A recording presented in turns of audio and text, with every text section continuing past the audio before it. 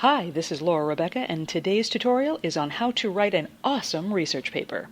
Step 1. Put your topic in question form. Instead of writing a paper on the mafia, ask the question, how has organized crime evolved in the United States in the 20th century? This, believe it or not, will help narrow your search. Step 2. Search for good sources using online databases, not Google. Google is great for about a million other things, but not as a database for academic research. If you Google your research question, you're about as likely to find Shannon's 8th grade PowerPoint on The Godfather as you are a curated source by an academic scholar. Ask your librarian to recommend good databases to you. Step 3. Make a bibliography. This will save you time and frustration later on. Whether you call it a works cited page, a references page, or a bibliography, this document is the best and most accurate way to account for your sources. There are lots of ways to digitally create a bibliography, and if your librarian can't recommend one, EasyBib and SiteLighter are excellent free options. Step 4.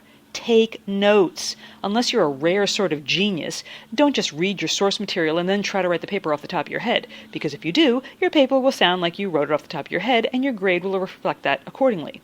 Also, don't just copy and paste text, because we know what that's called: plagiarism. Besides being just plain unethical, taking someone's ideas and passing them off as your own will result in any combination of the following: a failing grade on the paper, failing grade in the course, awkward meetings with administrators and sometimes your parents, and expulsion from school. Let's try to avoid that by reading your sources and then asking yourself, does this information have anything to do with my research question? Does it answer the question? Does it not answer the question? Does it have anything to do with the question? If so, take notes in your own words and be sure to indicate where you found such pearls of wisdom so you can cite it when you write your paper. Step 5. Make an outline. Yeah, I know this takes a whole other time-consuming step, but remember what I said before about winging it? You wouldn't want to try to build a house without a blueprint, would you? I hope not. An outline helps you organize your notes into a coherent body of research that will make it easy for your reader to understand. And don't we all just want to be understood? Here's a template for your outline. Intro. What did I want to find out? AKA your question. Why is it important to find out? In your first body paragraph, you could tell us what some background is that people need to know about this topic. In your other body paragraphs, 2, 3, 4, and so on, tell us, what did you find out? In your conclusion, tell us, did you find the answer? What do you think about what you found out?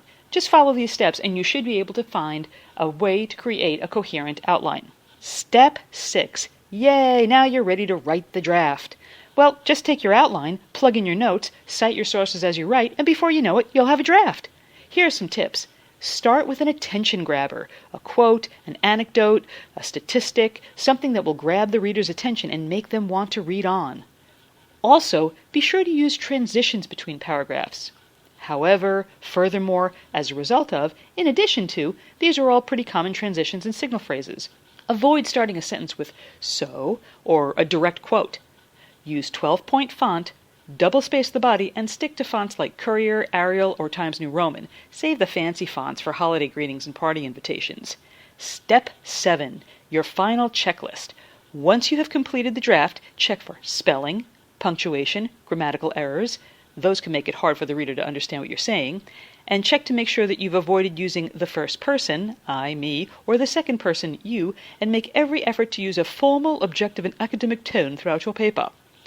Double-check your style guide and make sure you've followed the rules for whatever style your instructor told you to write in. Never hand in a paper without proofreading it. In fact, try to get as many people as you can to read it over for you. Your girlfriend, your boyfriend, your soccer coach, your sister, your grandmother, the cable TV installation service professional. Okay, maybe we're getting out of hand, but the more feedback you get before you turn it in, the more likely you are to get a better grade. That's why we don't leave things until the last minute, right? We hope this mini tutorial on how to write a research paper has been helpful. If you'd like more information, be sure to pick up your e-guide to Research Paper Writing by me, Laura Rebecca, available where fine ebooks can be downloaded. Good luck and happy researching!